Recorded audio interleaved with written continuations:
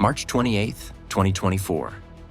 Japan's freshly certified F-35B flight wing lifted off from the JS Kaga for its first independent deck operation. It was meant to be routine. A symbolic milestone. It lasted 9 minutes. At 8:17, the first warning hit the ops center. Low altitude incursion, no transponder, closing fast. Seconds later, the F-35B's radar signature faded to nothing, leaving the carrier group staring at a blank screen. While multiple Chinese drones surged toward the formation, US ships escorting the Kaga snapped to full alert. Japan scrambled another F-35B without waiting for clearance. For a full 11 seconds, no one knew if the missing jet was hiding, or if something far worse had happened over the Philippine Sea. Before we go deeper into what happened next, take a second to hit like and subscribe. It helps us break down events like this the moment they unfold. The moment the F-35B vanished from radar, 3 different command centers reacted at once, each with entirely different priorities.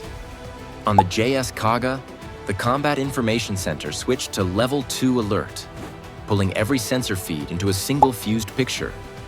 The problem was, there was nothing to fuse. The F-35B's track simply stopped. No debris, no radio call, just silence. At 8:18, Tokyo's Air Defense Command sent the first directive. Maintain distance, avoid escalation. Japan's rules of engagement require confirmation before action, especially this close to contested airspace. But 18 seconds later, the US 7th Fleet issued a conflicting order to the destroyers escorting the Kaga. Shadow all inbound tracks. Prepare to intercede. Before the Japanese officers could even reconcile the 2 messages, a third communication hit. This time from Beijing's Southern Theater Command, broadcast on an open maritime channel. Unidentified stealth aircraft detected approaching Chinese airspace. Any penetration will be treated as hostile. The implication was unmistakable. China believed the missing signature might be an F-35B, sliding toward the mainland under full stealth. A Japanese liaison officer stared at the incoming signals, his hands shaking as he relayed the updates to the CIC chief. Every commander involved now had the same problem. None of them were looking at the same picture. None of them agreed on what was happening. And none of them knew whether that blank radar return meant stealth mode or a downed aircraft. At 8:19, the situation fractured further. A US P-8 Poseidon orbiting 120 miles east broadcast a new radar track. A high-speed, low-altitude aircraft closing on the Kaga's position. Tokyo ordered restraint. Washington ordered interception. Beijing warned retaliation. And Japan's first operational F-35B, the jet meant to signal a new era, was still missing. At 8:20, just as the political orders from Tokyo, Washington, and Beijing collided, a single blip flickered at the edge of the Kaga's air search radar. Faint, intermittent, almost lost in sea clutter. The CIC chief squinted at the return. Could be ours, could be theirs, track it. Operators boosted gain. The return sharpened for half a second, then disappeared again. Across the region, the Chinese J-15 patrol that had been shadowing the Japanese formation picked up the same faint trace on its nose radar. But the Chinese pilot saw something the carrier group didn't. A second contact dash, a fast-rising heat signature directly below the fading blip. He assumed the worst. He assumed the Japanese were scrambling another F-35B to flank him. He rolled hard right and dropped altitude, a maneuver that instantly alarmed the US destroyer, USS John Finn, which interpreted the sudden dive as a potential intercept run. Track urgent, unknown fighter descending, range decreasing. The destroyer's radar locked on at that exact moment. The worst possible one. Japan's missing F-35B quietly reappeared, sliding out of cloud cover in full stealth configuration. Not broadcasting, not squawking, and directly between the J-15 and the US ship's radar cone. To the Chinese pilot, the new silhouette looked like the second Japanese fighter he'd assumed was coming. To the US radar operators, the sudden appearance looked like the J-15 closing on the Japanese carrier. And to the Kaga, both tracks looked like they were converging at attack geometry.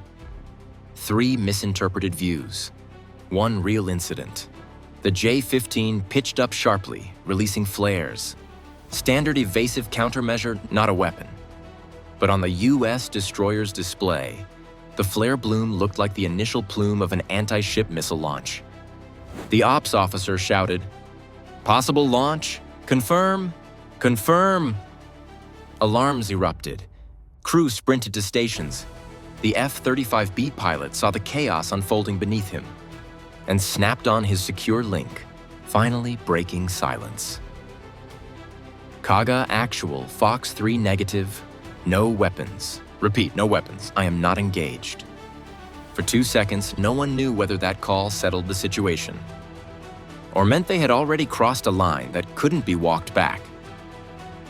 The confrontation ended in minutes, but the political shockwave that followed lasted for weeks.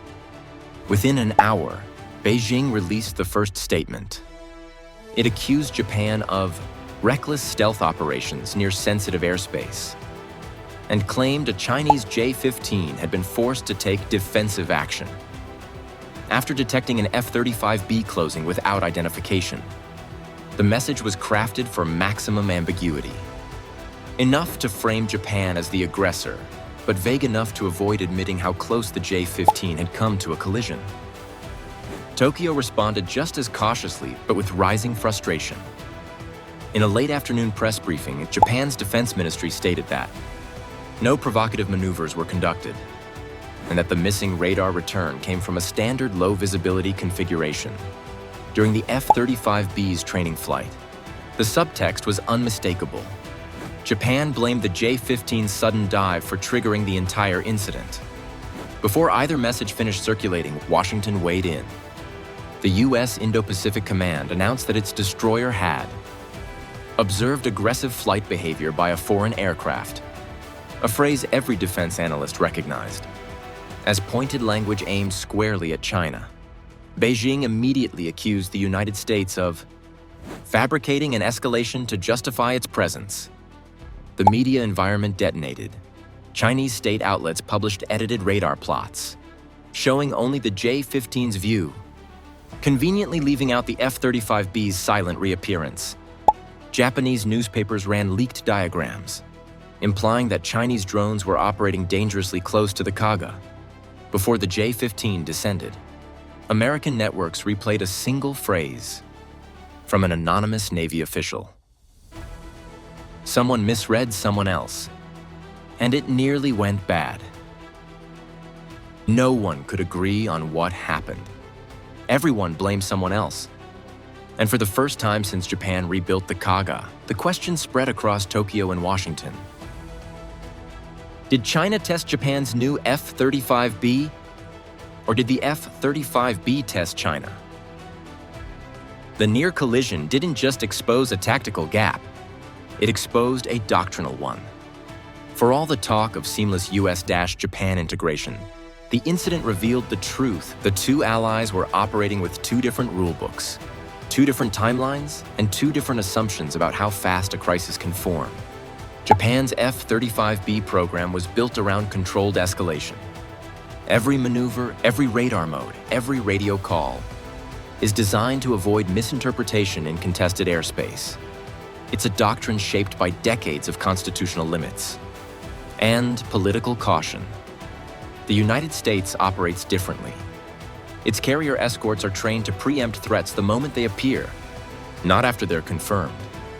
When the Chinese J-15 dove, American radar operators interpreted the movement as a potential intercept and reacted in seconds. Japan's command chain, bound by verification rules, reacted more slowly. The gap wasn't measured in philosophy. It was measured in seconds. And those seconds nearly turned a misunderstanding into a regional crisis. In the weeks that followed, the Pentagon and Japan's Ministry of Defense launched a joint review of the incident. Not a public one. A quiet, technical audit focusing on what both sides called interoperability timing failures. The findings were blunt. Japan's F-35Bs needed a new communication protocol for stealth operations. US destroyers needed clearer thresholds for when to shift, from tracking to defense. And both sides needed a unified escalation ladder for when Chinese aircraft behave unpredictably.